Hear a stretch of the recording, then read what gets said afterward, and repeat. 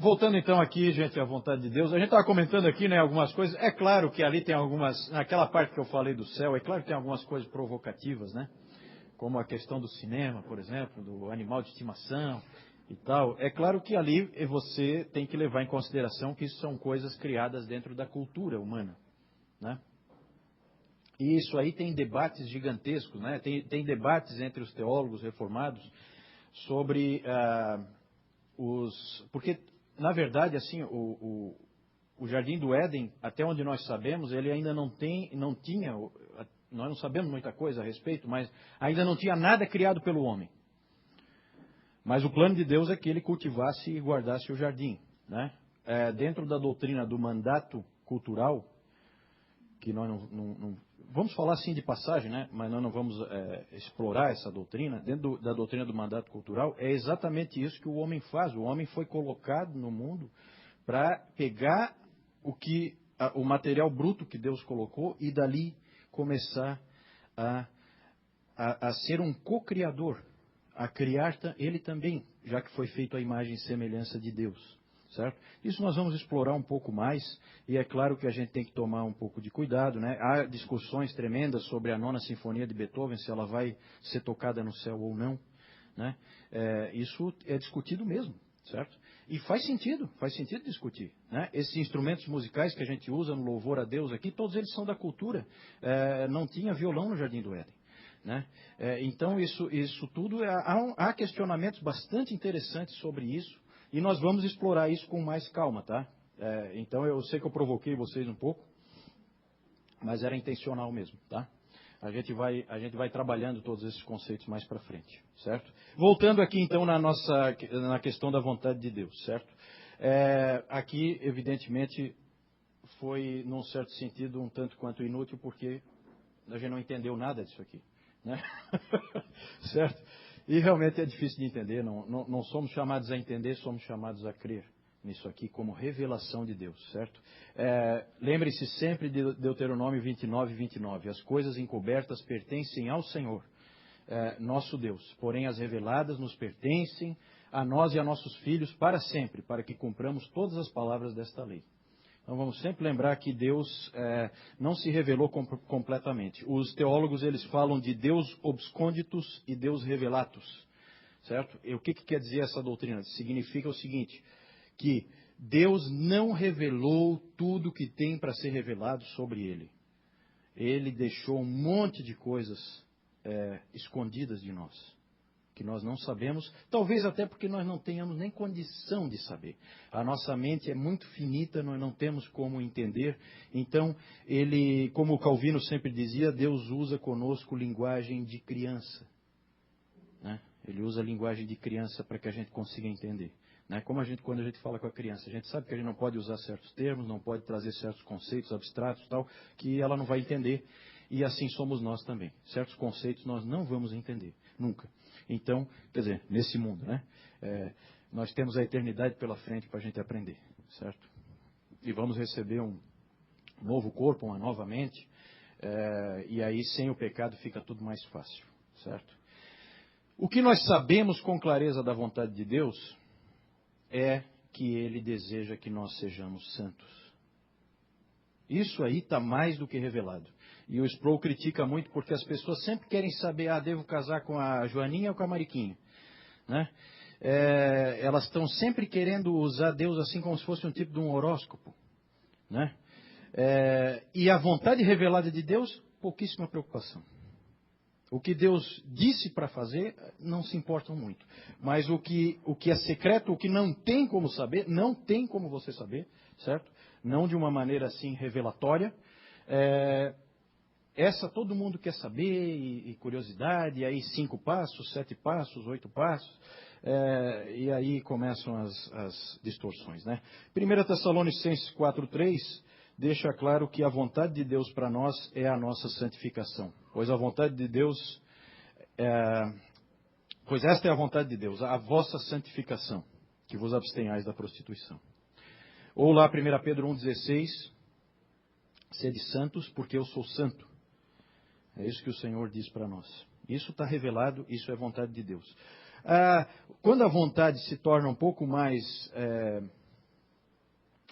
não tão genérica, aí a gente vai precisar de outros textos bíblicos que falam da vontade de Deus, como, por exemplo, Romanos 12, 1 e 2. Rogo-vos, pois, irmãos, pelas misericórdias de Deus, que apresenteis os vossos corpos por sacrifício vivo, santo e agradável a Deus, que é o vosso culto racional. E não vos conformeis com esse século, mas transformai-vos pela renovação da vossa mente, uma nova mente, a mente de Cristo, renovada, pensamento, reflexão, para que experimenteis qual seja a boa, agradável e perfeita vontade de Deus. Uma coisa que nós vamos ver na doutrina do chamado é que a vontade de Deus para mim é bem diferente da vontade de Deus para você. Não é igual. E aí, como é que a gente faz? Pois é, aí é que está. Você precisa dessa mente renovada, você precisa de sabedoria, você precisa do Espírito Santo habitando em você. Não serve o Espírito Santo habitando em mim para você. O Espírito Santo habita dentro de cada um de nós, certo? Para que cada um de nós seja quem Deus quer que nós sejamos. É aí que nós vamos chegar na doutrina do chamado. Outro texto que fala também da vontade de Deus é Efésios 5, versículo 15, 16, 17. Portanto, vede prudentemente como andais, não como nécios, e sim como sábios. Sempre há o conceito de sabedoria. Nós precisamos de sabedoria exatamente porque a Bíblia não vai dar detalhes da aplicação dela na nossa vida. Não tem, não vai ter nunca. Nós precisamos de sabedoria na nossa realidade, dentro do nosso chamado, que é diferente para cada um de nós. Por isso a sabedoria. Não como nécios, e sim como sábios, remindo o tempo porque os dias são maus. Por esta razão não vos torneis insensatos, mas procurai compreender qual a vontade do Senhor. Procurai compreender qual a vontade do Senhor. E aí o que ele fala em seguida? Enchei-vos do Espírito, né? Não vos embriagueis com vinho, no qual há dissolução, mas enchei-vos do Espírito. E aí como é que é a aplicação desse encher-se do Espírito? Ele dá uns exemplos, né? A esposa, o marido, o filho, o pai, o escravo, o senhor. E terminou ali. Englobou todo mundo? Claro que não. São exemplos. São exemplos da aplicação desse princípio. Falamos da vontade de Deus. Eu risquei ali Colossenses 3,15, né? Gente, cuidado com modismos e coisas que não têm fundamento, né? Esse texto aí de Colossenses 3,15 é usado como referência, como texto que tem a ver com vontade de Deus. Não tem nada a ver com vontade de Deus esse texto, certo? Ele é muito mal utilizado, fora de contexto. Tome cuidado, tá? Tome cuidado com esse conceito aí, desse texto de Colossenses 3,15. O que diz ali?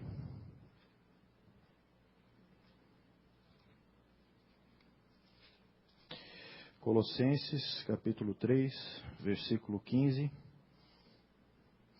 Seja a paz de Cristo o árbitro em vosso coração, a qual também foste chamados em um só corpo, e sede agradecidos. Gente, por favor, esse texto não tem nada a ver com saber a vontade de Deus. Esse texto tem a ver com o contexto, certo? Inclusive, no mesmo versículo, você não precisa nem ir para outro versículo. Aqui já fala, não é o árbitro em vosso coração, ponto. É a qual também foste chamados em um só corpo. Ele está chamando a atenção para o corpo. Nós somos um corpo. Por isso que nós temos que fazer o quê? O que ele falou antes. Suportar e perdoar uns aos outros. O árbitro em nosso coração é saber que nós devemos amar o irmão sempre. Né? Ele vai ser a paz de Cristo é o juiz que vai fazer com que a gente suporte e perdoe o irmão, sim, e não fique em brigas e coisa desse tipo. Né? E aí tem gente que não é sentir paz no meu coração, como fala em Colossenses 3,15, então eu senti que essa era a vontade de Deus, porque eu senti paz no meu coração. Gente, toda religião dá paz no coração. Certo? Então toma cuidado. Toma cuidado, porque isso aí é tipo da coisa perigosa. Né? Só um alerta, né? Não tem nada a ver, na verdade, com o nosso assunto aí, mas é só para a gente chamar a atenção para textos que têm a ver com vontade de Deus e os que não têm. É importante, né?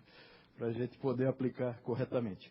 A última doutrina básica aí que a gente precisa ter em mente também é a vontade do homem.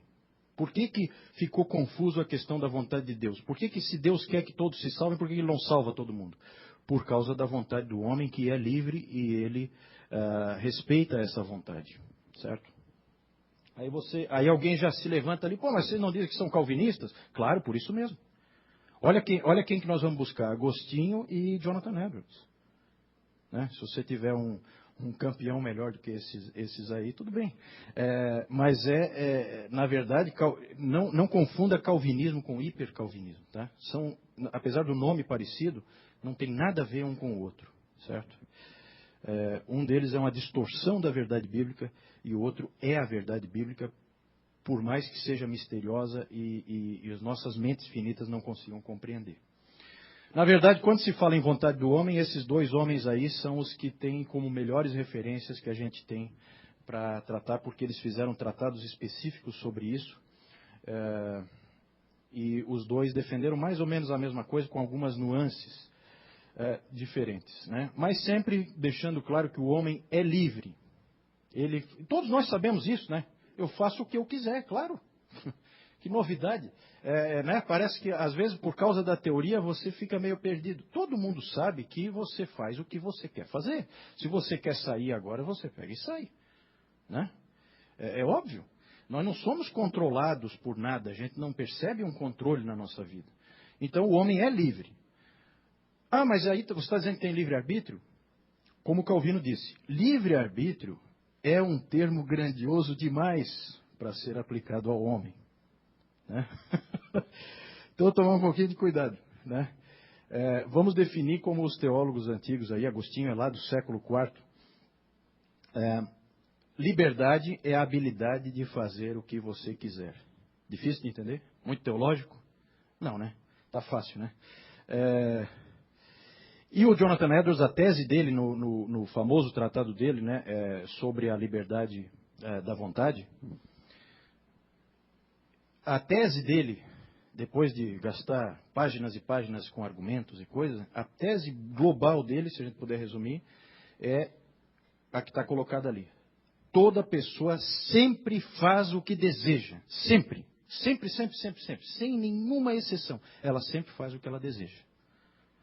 O problema da falta de liberdade do homem, e por isso que livre-arbítrio é um termo forte demais para aplicar ao homem, é que ele não consegue escolher a retidão. Essa é a doutrina bíblica, essa é a doutrina calvinista. O homem não consegue escolher ser reto diante de Deus. Não consegue. Ele sempre peca. Mas ele sempre faz o que ele deseja. Então o problema qual é? O problema é corrupção. O problema é contaminação. Há um veneno correndo nas nossas veias. Inclusive um veneno que a gente transmite de pai para filho, que é o pecado. Então, gente, entendendo o mecanismo do pecado.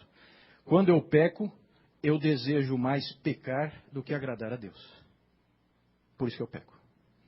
Meu desejo maior, porque eu sempre faço o que eu prefiro. Aí alguém já diria assim, não, mas eu não queria estar aqui, foi meu pai que me obrigou. Então, você achou que valia mais a pena obedecer o seu pai e não arrumar confusão para o seu lado? E aí você preferiu vir aqui, sim? Apesar de você dizer que veio contra a vontade, não foi. Você veio porque você quis vir. Né? Porque você pesou prós e contras. Você não veio super feliz, mas você veio porque você quis. Sempre. Você nunca faz nada que você não queira fazer. Você sempre faz o que você... Quando você está decidindo, não quando alguém decide por você ou te força. Né? Não, quando você está tomando a decisão, você sempre faz o que você deseja. O mecanismo do pecado é esse aí. Quando eu peco, eu desejo mais pecar do que agradar a Deus. Romanos 7. Né? E aí a gente lembra do George Whitefield, né? George Whitefield sempre dizia, ele chegava para as pessoas e dizia assim, eu não sei quanto a vocês, mas eu peco todas as vezes que eu oro. Homens crescidos sabem que eles são pecadores. Né? São fariseus que não percebem seu próprio pecado. Vamos entrar finalmente no nosso assunto? Isso aí foi só para... De vez em quando a gente vai voltar a fazer uma referência a essas bases doutrinárias. Por isso que eu apresentei elas super rápido assim, super voando. Mas a gente vai passar ao nosso assunto em si. A doutrina do chamado. Um povo exclusivamente seu, zeloso de boas obras. Esse era o texto, Tito 2,14, né? Esse era o texto que o Dr. Lloyd Jones sempre citava. Né? Difícil você ler um livro do Lloyd Jones em que ele não cite esse texto lá. Vamos abrir, né? Tito 2,14. Texto maravilhoso, que dá o propósito da obra de Cristo. O propósito final.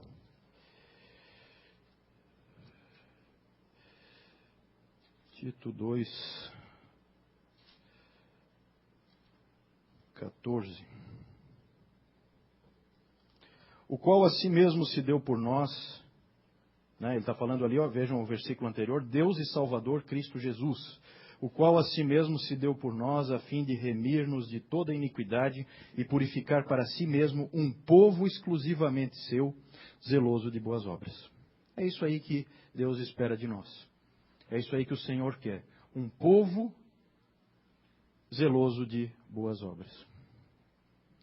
O Os Guinness coloca aí que chamado na Bíblia é um tema dinâmico e central que se torna uma metáfora para a própria vida da fé. Gente, você pode sempre abordar a Bíblia por vários prismas, por várias óticas. Uma delas é através da doutrina do chamado. Se você reparar bem, a Bíblia é uma coleção de chamados. Uma coleção de chamados de Deus.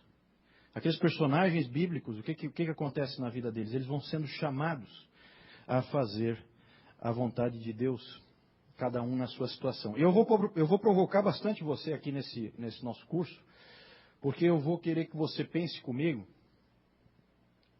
qual é o chamado do ladrão na cruz, qual é o chamado do cego de nascença, qual é o chamado de Tamar, qual é o chamado de Ló, da mulher de Ló. Tem coisas muito interessantes para a gente pensar juntos.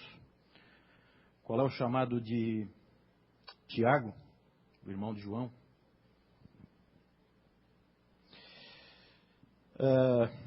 Muita coisa para a gente pensar. Chamado do endemoniado Gerazeno. Muita coisa muito interessante para a gente pensar juntos. Claro que, num certo sentido, você poderia encarar, mudar a palavra, em vez de falar chamado, você poderia falar discipulado. Pode ser. Serve também. Porque, na verdade, nós somos chamados a ser discípulos. E aí a coisa encaixa também um pouco, mas a nuance às vezes é um pouco diferente, a gente vai ver. Uma definição, aí vou usar a definição do Os Guinness, depois, é claro, a coisa vai clareando um pouco mais, a definição em si talvez ainda não dê muita clareza, mas a gente vai clareando aos poucos. Mas eu tenho que começar com uma definição para seguir uma sequência lógica. Chamado é a verdade de que Deus nos chama para si mesmo tão decisivamente que tudo o que somos, tudo o que fazemos e tudo o que temos é investido com uma devoção especial e forte dinamismo como resposta à sua convocação e serviço. Deus nos chama para si mesmo de tal forma que tudo que somos, tudo que fazemos e tudo que temos é investido com uma devoção especial e forte dinamismo como resposta à sua convocação e serviço. Ah, não entendi nada. Tudo bem, não tem problema nenhum. A coisa vai clarear. Gente, vocação ou chamado, tanto faz, é a mesma coisa, certo?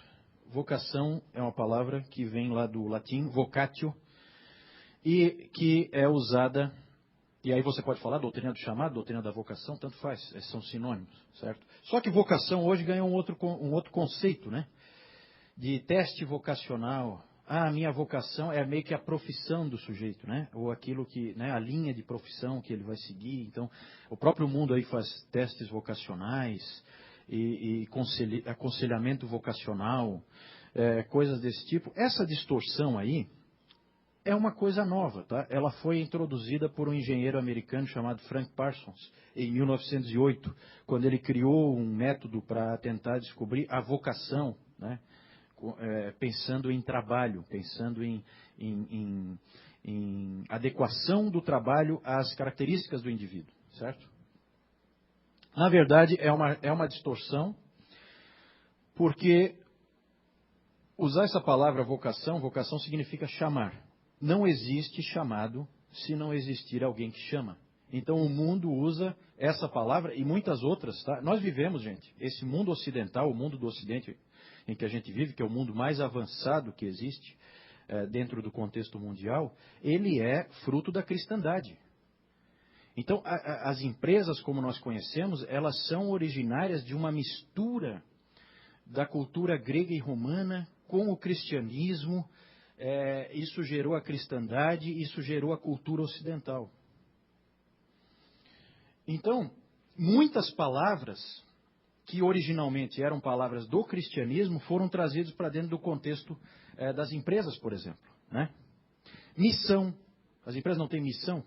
Missão, visão, sinergia, vocação, são tudo palavras que vêm da teologia, certo? E que foram sendo apropriadas, né?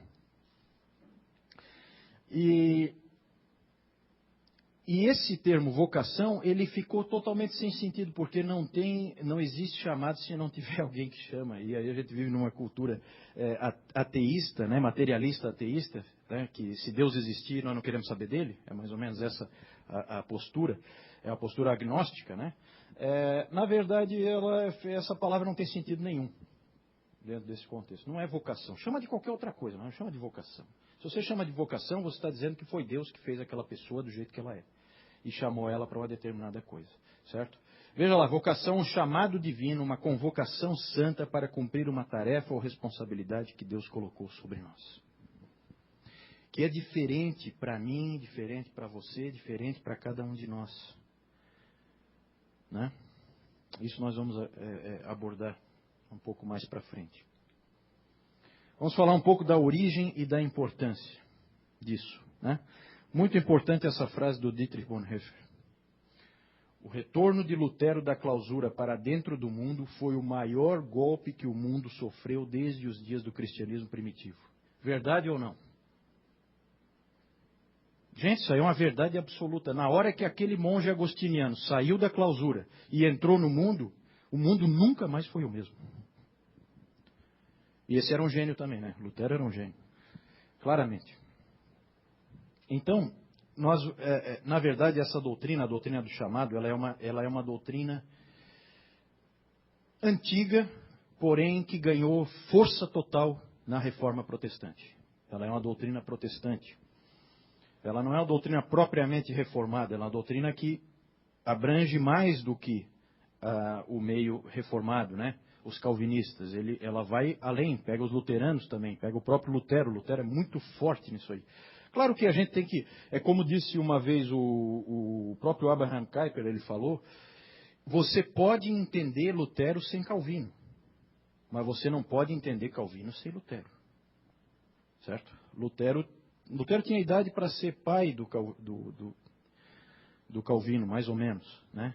Um pai jovem.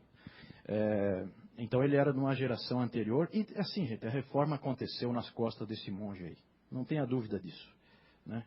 É um absoluto gênio e que mudou o mundo. Mudou o mundo. Essa é a realidade.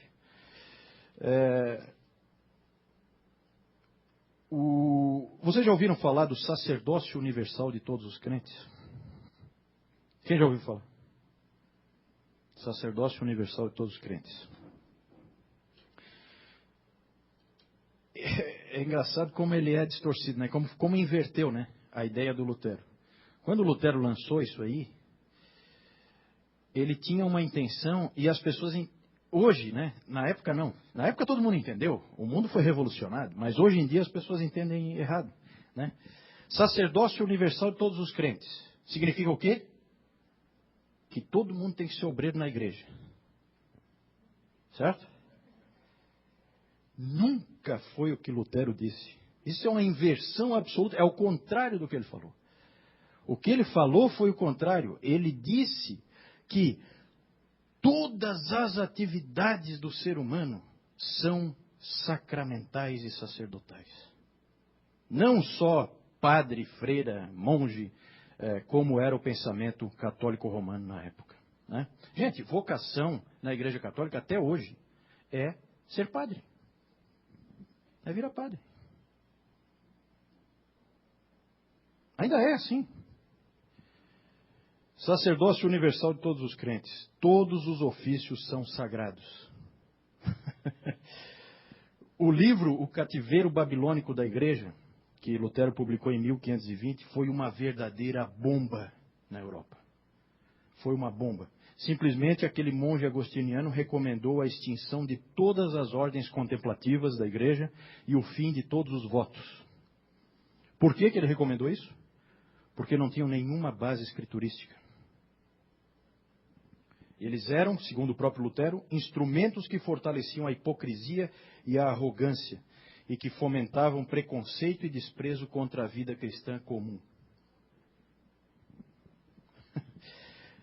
Gente, quando esse homem se levantou e começou a falar isso, é aí que a bomba foi explodindo. A gente muitas vezes pensa na Reforma Protestante. Não, foi por... não, eu já sei por que ele teve a Reforma Protestante. Porque eles começaram a proclamar a soberania de Deus. Não. A Igreja Católica proclamava a soberania de Deus. Inclusive via a Igreja.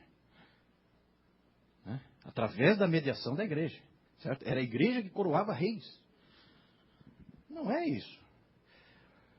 O que explodiu a Europa foi a doutrina do chamado. Foi o sacerdócio universal de todos os crentes. Por causa do sacerdócio universal de todos os crentes, não é o padre que tem que ter uma Bíblia. É o comerciante que tem que ter uma Bíblia. É a dona de casa que tem que ter uma Bíblia. Todo mundo tem que ter uma Bíblia. Todos eles ocupam ofícios sagrados. Todos. O que foi Lutero fazer? Traduzir a Bíblia. E colocar na mão do povo comum. E aí aquilo explodiu, aquilo foi como um rastilho de pólvora. E foi arrasando a Europa inteira numa transformação que nós temos as consequências hoje aqui no nosso meio. Novo Testamento, irmãos, nada diz sobre mosteiros e monges, fala apenas de discípulos espiritualmente disciplinados em um mundo exigente do dia a dia. Para Lutero, e aí começou, né, as aplicações. Para Lutero, o ofício de sapateiro e de pregador tem o mesmo valor diante de Deus. Exatamente o mesmo valor. Sem nenhuma diferença. Deus é soberano, ele põe a pessoa que ele quer, ele não fica impressionado com o pregador, né, e frustrado com o sapateiro. Foi ele que fez os dois. Daí começa a força da soberania de Deus e a providência a aparecer, por baixo de tudo. Tanto para Lutero como para Calvino, todos os papéis sociais legítimos são santos quando exercidos em fé. Tem um livro muito interessante do Lutero, tem na internet, eu li alguns trechos, da vida matrimonial. Esse livro, ele é tão... o Lutero ele tem umas tiradas assim que você fica, puxa vida, esse cara é um gênio mesmo. E algumas delas são assim tão interessantes, fazem você parar para pensar, né? Ele é provocativo. E uma coisa que ele diz lá é que Deus sorri quando um homem troca uma fralda de um bebê. Né? Então ele pensava nessas coisas. Né? Tudo isso aí era interessante para ele. Os reformadores começaram a abrir escolas em todo lugar. Os gregos e os romanos só davam escola para quem era nobre. O catolicismo romano fez exatamente a mesma coisa. Né? Só escola, só para quem é nobre. Os reformadores começaram a dar escola para todo mundo. A doutrina do chamado dá um significado religioso para todas as esferas seculares da vida. A vida doméstica, a vida econômica, a vida política, a educacional, cultural. Tudo ganha importância. Teologia reformada dá um tremendo valor ao ser humano. Especialmente quando redimido.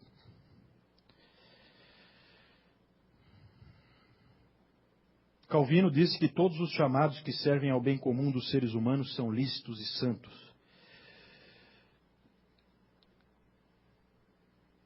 William Tyndale, reformador inglês, mártir. Se você deseja agradar a Deus, pegar água, lavar louça, consertar sapatos e pregar a palavra é tudo uma coisa só. Como eu disse, começou a contagiar todo mundo esse negócio. Sabe onde é que vai culminar isso aí? O surgimento de um grupo chamado os puritanos, que transformaram uma sociedade inteira, né? Que a coisa não dá para controlar. William Perkins, da primeira geração de puritanos, que escreveu um tratado sobre as vocações, ele fala o seguinte: o trabalho de um pastor cuidando das ovelhas, pastor de ovelhas mesmo, não pastor de igreja, quando feito com fé, é uma obra diante de Deus, como é a ação do juiz em dar uma sentença, do magistrado governando ou do ministro pregando. Esse puritano ali, o Thomas Case, ele foi... Gente, olha a época, olha que época era essa. Ele foi no parlamento fazer uma pregação. Isso é uma nação diferente, né? Você vai para o Congresso Nacional para pregar, certo? E ele foi lá fazer uma pregação, e aí olha só a pregação dele. Isso em 1641, ele tinha o quê? 43 anos. A reforma precisa ser universal, reformar todos os lugares, todas as pessoas e chamados, reformar os bancos de julgamento, os magistrados inferiores, reformar as universidades, reformar as cidades, reformar os países, reformar as escolas de educação básica, reformar o sabate, reformar as ordenanças, o culto a Deus. Vocês têm mais trabalho, vocês aí os congressistas ali, vamos dizer assim, né, os deputados e senadores ali, vocês têm mais trabalho a fazer do que eu tenho condições de falar. Cada planta que meu Pai Celestial não plantou deve ser arrancada. Um escritor inglês do século XVII, ele disse o seguinte: eu preferiria ver vindo em minha direção todo um regimento de soldados com espadas desembainhadas do que um único solitário calvinista convencido de que ele está fazendo a vontade de Deus. Eu preferia um regimento de soldados com espada desembainhada vindo na minha direção do que um calvinista sozinho, convencido de que ele está fazendo a vontade de Deus. Porque esses indivíduos transformaram absolutamente tudo. Agora, que a gente não pense, e todos os estudiosos que estudam a doutrina do chamado, que a gente não pense que isso é uma coisa que surgiu com a reforma. Isso estava lá na Bíblia, mas a Bíblia tinha sido escondida das pessoas. Mas você vê aqui no próprio Agostinho, veja lá, o Agostinho, é século 4 e 5, olha lá. E ele é o homem mais importante da história da igreja, de uma maneira global, assim, né? Pela influência que ele exerceu no cristianismo, podemos dizer assim.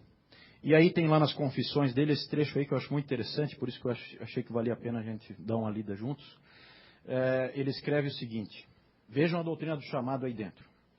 Mas as consolações das tuas... Sempre as confissões do Agostinho, elas são escritas como em tom de oração. Agostinho está falando com Deus. Então, tudo que ele fala ali, como se ele estivesse falando com alguém, é com Deus, tá?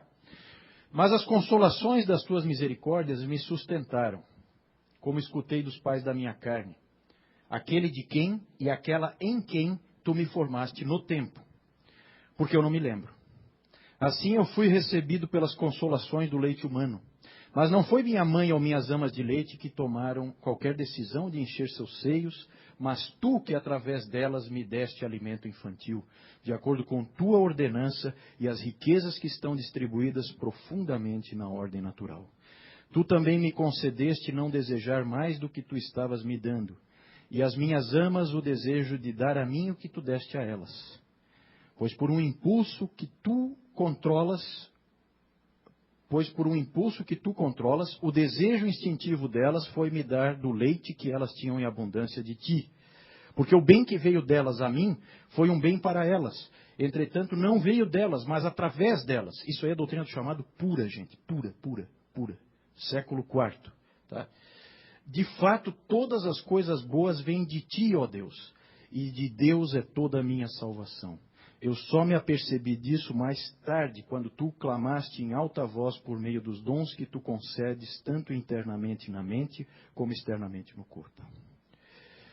Doutrina do chamado, gente, nós vamos ver mais para frente. Não é tanto o que você faz, mas o que Deus faz através de você.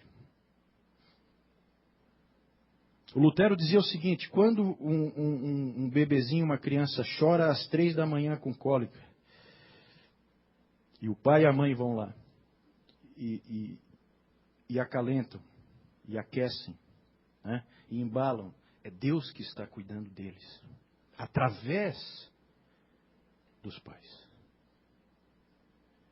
Gente, a dignidade que há em qualquer ação mínima é gigantesca. E foi isso que se percebeu naquela época, na Reforma Protestante. Por isso que a coisa ficou incontrolável, porque chegou no povo comum. E quando chega no povo, ninguém mais segura. E eles não conseguiram segurar. E aí surgiram as metáforas reformadas. Corandel, famosa metáfora criada pelo Lutero. O que significa isso? É latim. Diante de Deus. Toda a minha vida é vivida diante de Deus.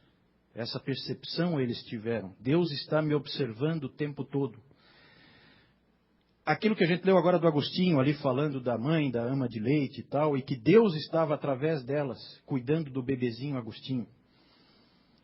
Lutero usou a expressão para isso de máscara de Deus. Deus está mascarado, escondido, fantasiado, de maneira que ele se oculta. Ele está na família, na igreja, no local de trabalho.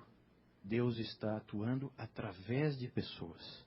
Sabe, gente, o que o Lutero fez? Ele pegou e ele leu a oração que o Senhor nos ensinou, a oração conhecida como a oração do Pai Nosso. E ele olhou assim: o pão nosso de cada dia dá-nos hoje. Eu pergunto para você, qual foi a última vez que Deus bateu na porta da sua casa para te entregar pão?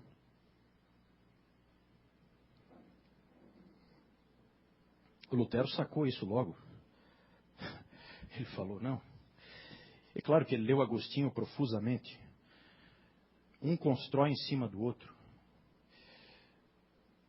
Deus entrega o pão através dos chamados das pessoas.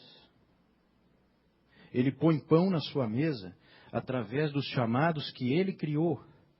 Ele não interfere diretamente. Quase tudo que Deus faz é mediado. E aí o Lutero, com aquelas expressões características dele, né? Lutero é uma figura. Ele dizia o seguinte, que Deus ordenha a vaca pelas mãos da leiteira.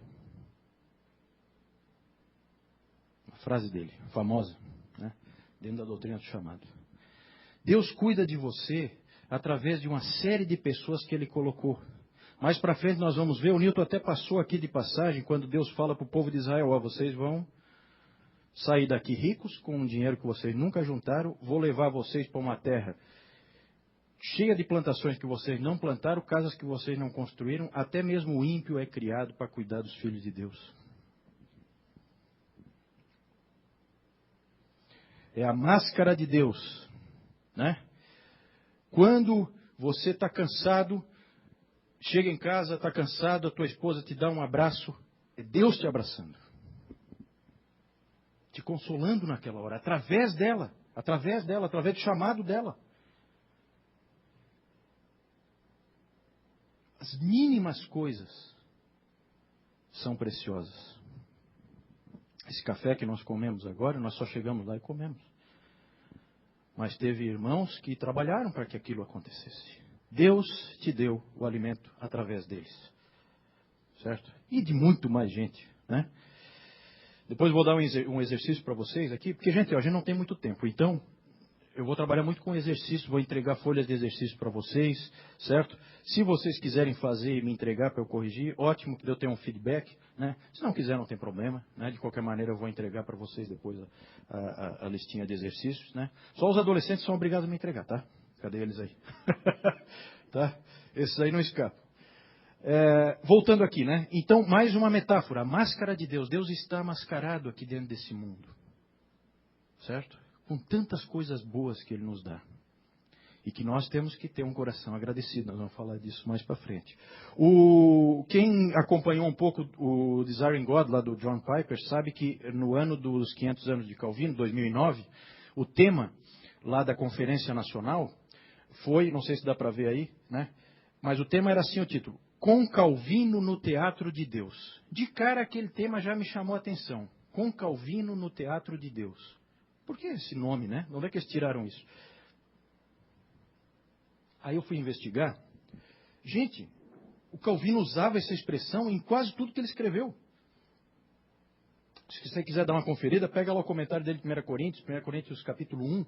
E você vai encontrar lá ele falando no teatro de Deus. No teatro de Deus, Deus manifesta a sua glória. O que é o teatro de Deus? Esse mundo aqui é o teatro de Deus. E você foi chamado a cumprir um papel dentro dele. Né? Cada um tem um papel diferente. Né? Vou perguntar para você, qual é o papel do ladrão na cruz? Cada um tem um papel diferente a desempenhar aqui, para a glória de Deus, porque esse mundo aqui glorifica a Deus sempre. Certo? Mesmo em meio ao pecado. O pecado acentua a preciosidade da redenção. O teatro de Deus. Calvino usava sempre essa expressão. E os puritanos, não podiam ficar de fora, usavam uma outra expressão ainda, que era a da audiência de um. Você está perante uma única pessoa te assistindo, que é Deus. Tudo que você faz, Deus te assiste. Parecido lá com o Corandel, né? A audiência de um. Lembram lá do Davi? Quando ele fala assim no Salmo, contra ti somente pequei. É a audiência de um. Ele sabe que é uma pessoa só. Né? E tudo que você lê na Bíblia, você vai ver isso aí. Né? Você não serve ao Senhor como servindo a homem, você serve ao Senhor Jesus. Né? É a audiência de um. É uma pessoa só que te assiste, é com ela que você se preocupa. Se eu quisesse agradar homens, já não agradaria mais a Deus. E o meu plano é agradar somente a Deus. É a audiência de um. Então essas são as metáforas reformadas que culminam naquele grande lema, só lhe deu glória. Certo? Só lhe deu glória. Tudo é para a glória de Deus. Aqui é importante a gente fazer uma distinção. Lá na definição, talvez você tenha percebido. Chamado primário e chamado secundário. O Lutero chamava de chamado espiritual e chamado externo. É só uma maneira didática de entender. Os puritanos chamavam de chamado geral e chamado particular. Eu estou ficando mais com a ideia do Os Guinness no livro dele, chamado primário e chamado secundário. Tá? Eu acho que fica melhor para nós hoje. Certo? O que é o chamado primário? É o chamado do Evangelho. É o chamado para você vir e ser discípulo de Cristo. É o chamado para você vir e viver. Para você vir e ser salvo. Para você ser resgatado. É o chamado do Evangelho. Por isso que os puritanos chamavam de geral. Porque é para todo mundo. Para todo mundo esse chamado. Né? O Paulo, na colina de Marte, em Atenas, ele deixou claro que Deus não levou em consideração os dias anteriores, né? Mas agora convoca todos os homens ao arrependimento. Essa é a convocação, certo? Cumprindo lá a grande comissão, essa é a convocação a todos os homens. Todos devem agora se arrepender diante de Deus. Esse é o chamado primário. Esse chamado é para todas as pessoas, indistintamente, certo? E aí você tem o chamado espiritual, externo ou particular, que é, como os puritanos colocaram tão bem, ele é particular, ele é individual, certo? Que relevância tem para você que é solteiro textos que falam sobre o casamento? Não vou dizer que não tem relevância nenhuma, mas não tem grande aplicação na sua vida. É claro que você se preocupa com o casamento dos teus irmãos, que esses casamentos sejam bons, você ora por isso. Mas você não é casado. Certo? Ou, por exemplo, o Senhor tem que ser assim, mas eu não sou um Senhor, eu sou um servo. Não se aplica a mim, né? Então, começa uma certa relatividade da palavra na sua aplicação particular a cada pessoa, certo? Um texto se aplica a um, mas não se aplica ao outro, e assim por diante. Isso nós vamos trabalhar um pouco mais, tá? Mas o chamado secundário é aquilo que Deus chama você a viver. A sua vida é o seu chamado. Nós vamos ver que ele é multifacetado. Não pense, quando a gente fala em chamado, não pense no seu trabalho. Essa é a distorção protestante, nós vamos ver mais para frente. Não pense nisso, não é o seu trabalho. O seu chamado é toda a sua vida, é o teu papel no teatro de Deus. Certo? Né? Eu tenho vários papéis. Certo? Eu sou marido para a Priscila. Sou pai do Apolo, da Rebeca e da Aninha. Sou funcionário da Caixa Econômica Federal. Sou cidadão brasileiro. Sou motorista, tenho carteira de motorista. Tem gente que não é motorista. Eu tenho um chamado que ele não tem. Perceberam? As aplicações, as esferas, nós vamos falar um pouquinho mais para frente das esferas. As esferas são muitas. Eu sou membro daquela associação lá. Ou, por exemplo, eu sou da categoria dos bancários. Os bancários entram em greve e o Jaércio não está nem aí. A não ser porque ele não vai poder, de repente, fazer alguma coisa lá. Mas ele não tem a mesma preocupação com isso que eu. Para mim faz mais diferença. Eu tenho que tomar decisões nessa hora. Que ele não precisa tomar. As esferas são múltiplas. E são extremamente mutáveis. Nós vamos ver mais para frente nos aspectos fundamentais. Já estamos terminando aí o nosso tempo. Mas venha no domingo que vem. As esferas, os aspectos que estão envolvidos ali, o dinamismo do chamado é enorme. Certo? Eu até estava comentando com a Priscila lá em casa. Se ela, por exemplo, hoje ela é minha esposa. Se eu saio de carro aqui, eu sofro um acidente e eu morro, ela não é mais minha esposa, ela não é mais uma esposa.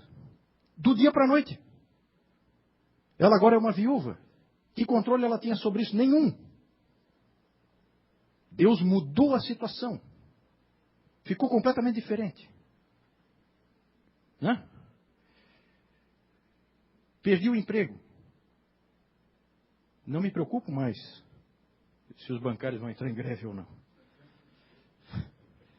Certo? Porque não faz mais sentido para mim. Eu não estou mais naquela esfera. Entenderam? Já começaram a perceber as esferas.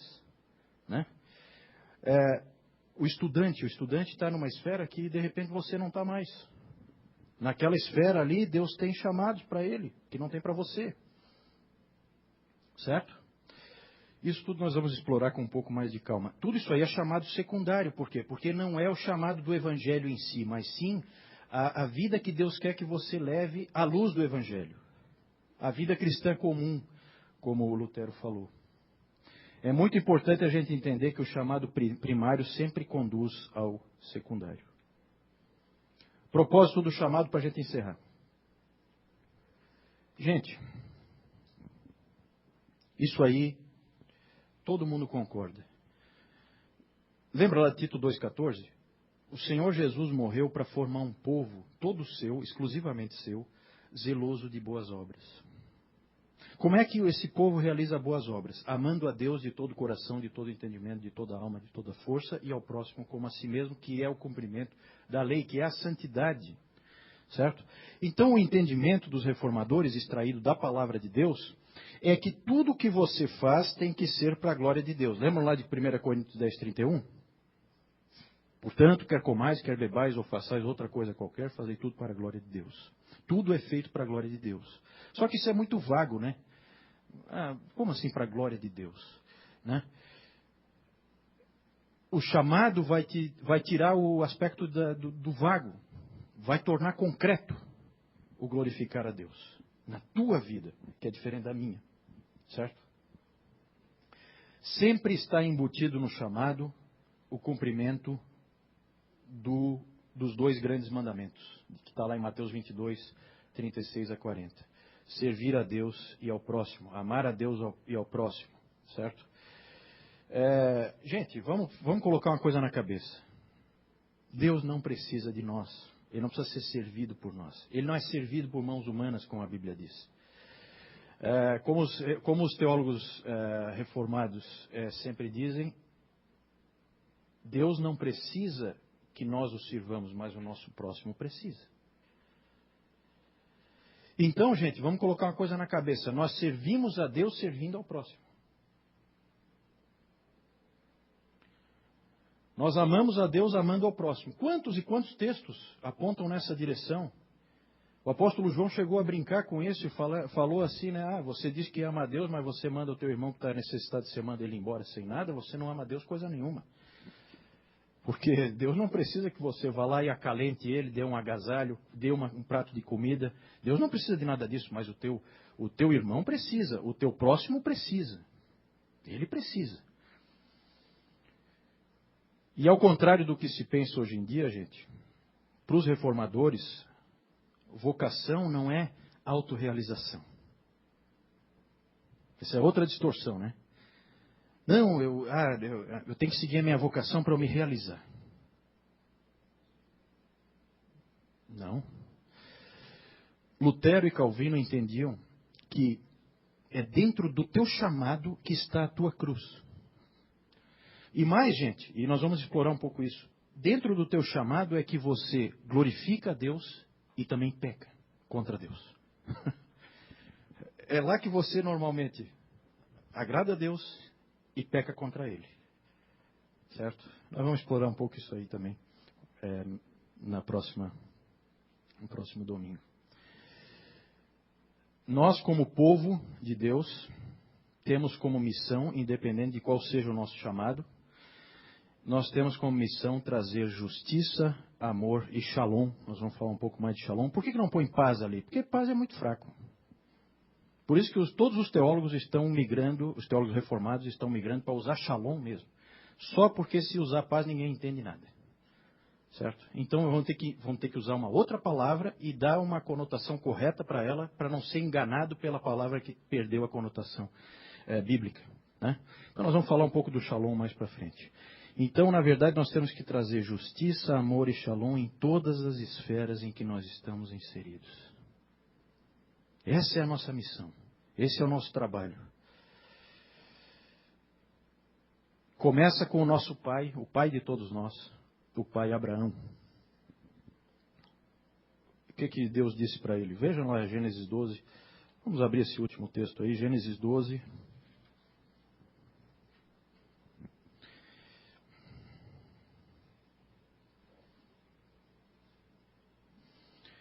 Ora, disse o Senhor a Abraão. Isso é bem o início, vejam lá que é a hora em que Abraão é chamado para ser o pai de todos os homens e mulheres de fé. Ora, disse o Senhor a Abraão, sai da tua terra, da tua parentela e da casa de teu pai e vai para a terra que te mostrarei. De ti farei uma grande nação e te abençoarei e te engrandecerei o nome. Sê tu uma bênção. O que foi dito para o nosso pai é dito para todos nós, em todas as nossas esferas. Seja você uma bênção na esfera que Deus te colocou. Esse aí é o resumo da Bíblia. Seja uma bênção. Aquele que crer em mim, do seu interior fluirão rios de água viva, para que todos possam beber e viver. Sê tu uma bênção. Essa é a mensagem final para nós hoje, certo? E aí a gente começa a mudar um pouco o foco do que é igreja. Nós vamos explorar isso um pouco mais. A igreja, ela mudou muito com a reforma por causa da doutrina do chamado. Né? E a gente vai explorar isso um pouco mais. Mas aí, para a gente encerrar mesmo, vamos ler esse último texto que está ali, Mateus 5. Mateus 5, versículo, a partir do 13, lá no Sermão do Monte. Vejam como é especial isso aí, que o nosso Senhor Jesus disse. Vós sois o sal da terra. Se o sal vier a ser insípido, como lhe restaurar o sabor?